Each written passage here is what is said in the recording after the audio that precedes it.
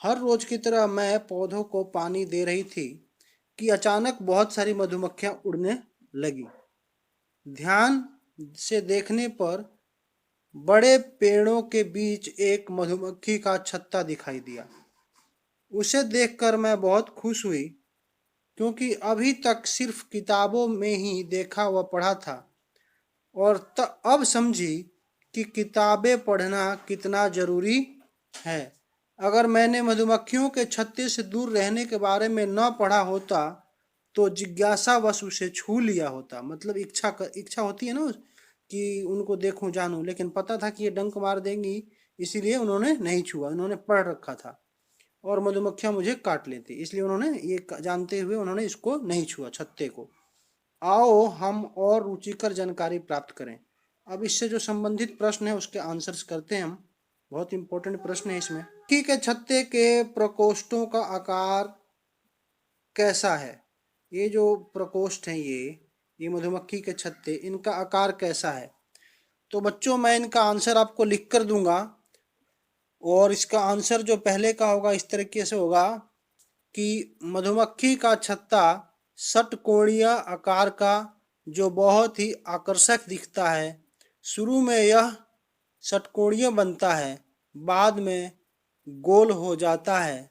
वैज्ञानिक आज भी इसकी खोज कर रहे हैं कि ऐसा क्यों होता है। बच्चों ये आपके पहले प्रश्न का आंसर हुआ। आज भी वैज्ञानिक नहीं पता कर पाए हैं कि ये षटकोणीय बनता है लेकिन गोल क्यों हो जाता है। रिसर्च जारी है।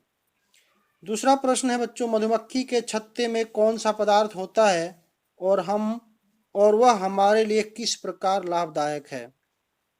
तो बच्चों मधुमक्खी के छत्ते में शहद होता है और यह हमारे लिए बहुत लाभदायक है, क्योंकि इसमें लगभग सभी खनिज पदार्थ, महत्वपूर्ण खनिज पदार्थ पाए जाते हैं। अगला प्रश्न देखिएगा बच्चों, क्या आपको ज्ञात है कि मधुमक्खियां पर्यावरण की रक्षा में क्या महत्वपूर्ण भूमिका निभाती हैं?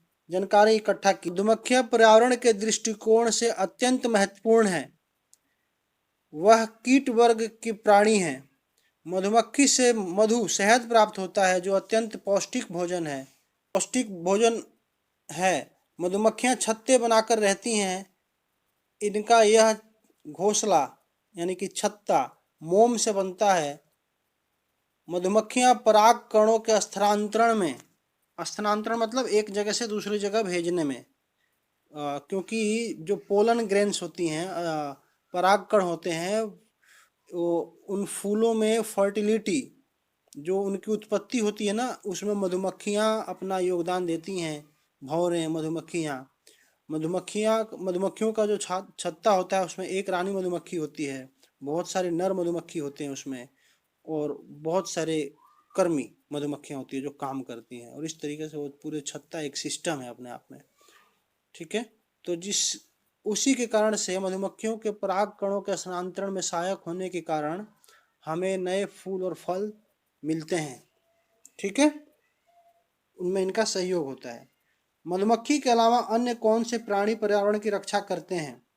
चौथा प्रश्न, सूची बनाइए।